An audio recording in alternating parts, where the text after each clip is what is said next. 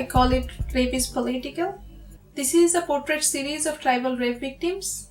Initially, I have started this project in a hill border of Bangladesh. Because of the complexity of that land, this is the land where you can find rape is happening in every alternative day for years and years. And this is not a random incident. In a single frame, I made simple portraits where you can see them, you can confront them, you can even have eye contact with them. Even the printing process I have used with gold coated on it. At the end of the day, it looks like a simple royal portrait, and then you have local motif painted on face to wanted to see a victim as a victim. And that was my challenge, to portray a hero as a hero. Being a woman, me myself, I feel I'm part of them. And this is an incident which is a biggest challenge on humanity, not only in Bangladesh but also in the world. And this work is my tribute to my protagonist, my heroes.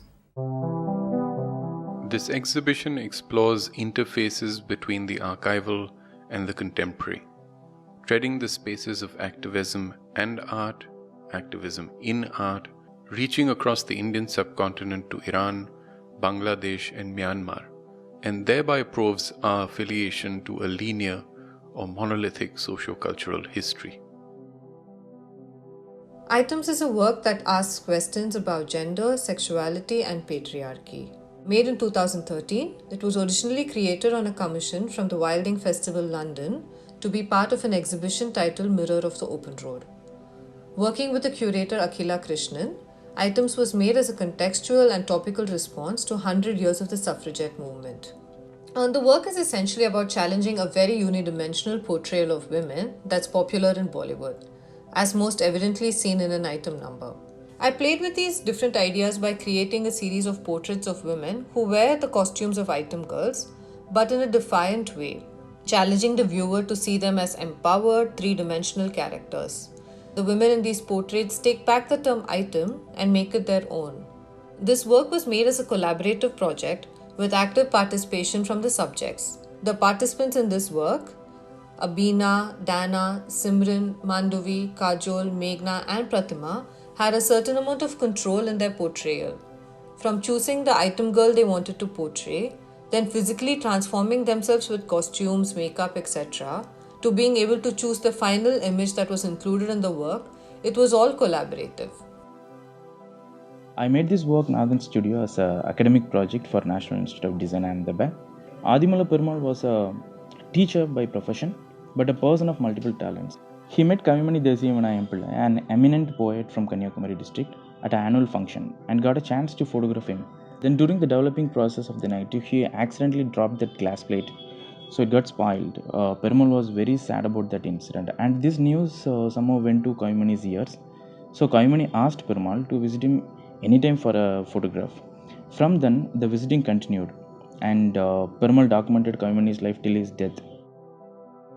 In recent years, there has been a concerted global shift, focusing on personal images as testimony or truth, presenting lesser-known collections of interpersonal exchanges with community-driven imperatives. Certain stage works that are presented here, even those of cinema from India, aim to highlight the dramatized and even the satirized views of the everyday, and bring into focus performative aspects that are played out through myriad media practices.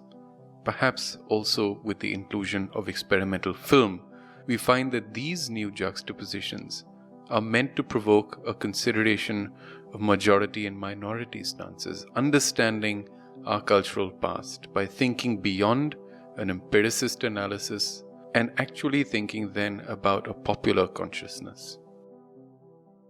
It's a video work which is made of archival photographs, mixed media and animation, single channel loop, made in 2018.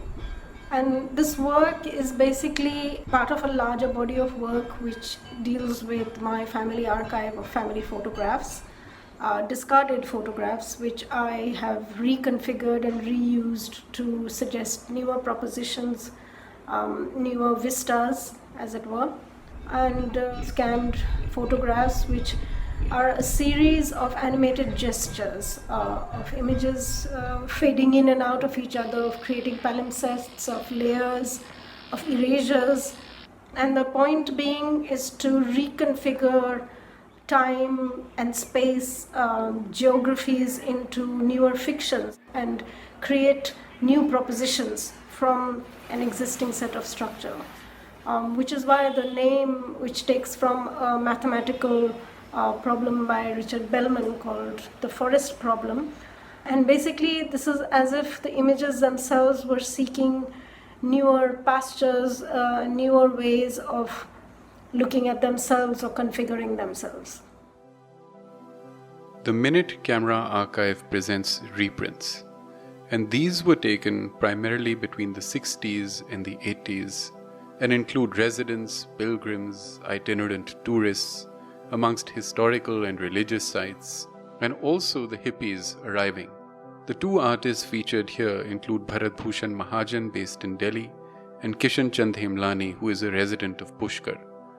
Their works invoke a kind of unknown universe of portrait images from smaller towns that have also disappeared without a reading.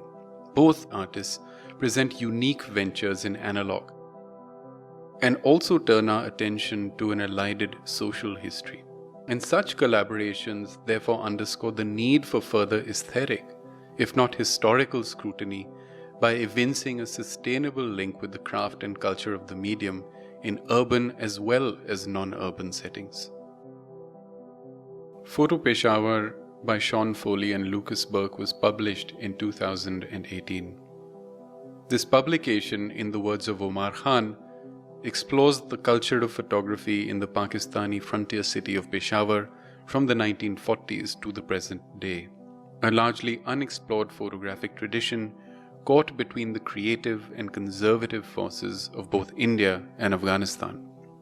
Variously born of British rule, the partition of India, war in neighboring Afghanistan, the rise of the Taliban, local tribal law, a historical prohibition on image making, the practice of parda, and the regional movie industry, there is a tangible stress between the practice of photography as it is pursued and the culture in which it is lived.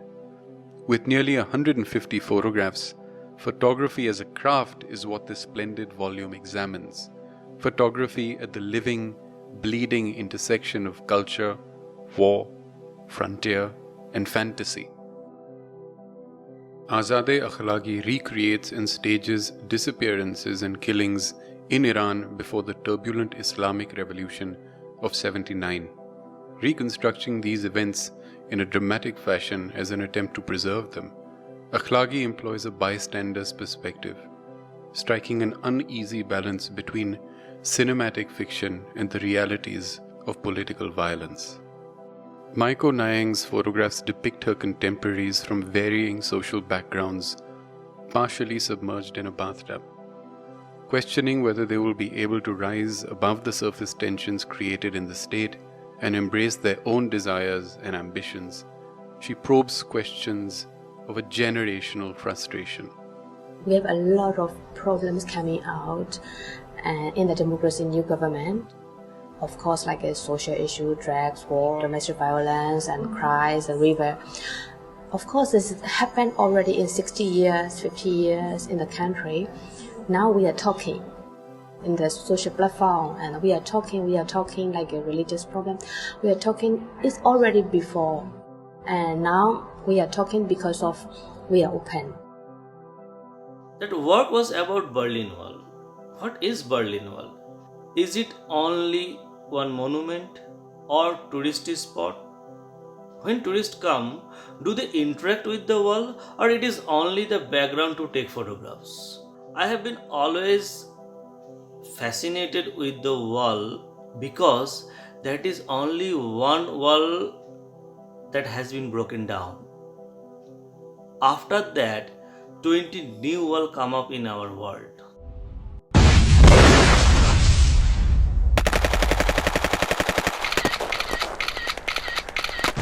a new fence along the Bangladeshi border.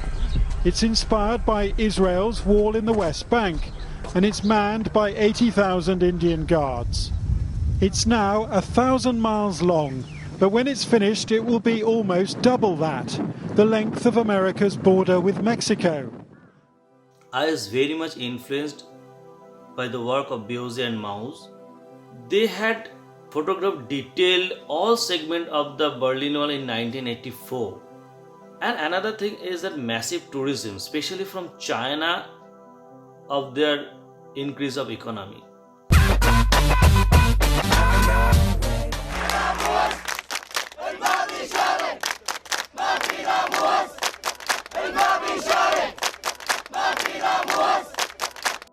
That time it came selfie stick, dark face, pout. In today's pandemic, what is the meaning of travel? What is the meaning of tourism? This work for me is time document. This work for me being present another part of the world, and that's why I had titled it I Was There. These multinodal positions are meant to theorize the shifting fields of place and affiliation explored through the artist as a catalyst of an emerging image discourse.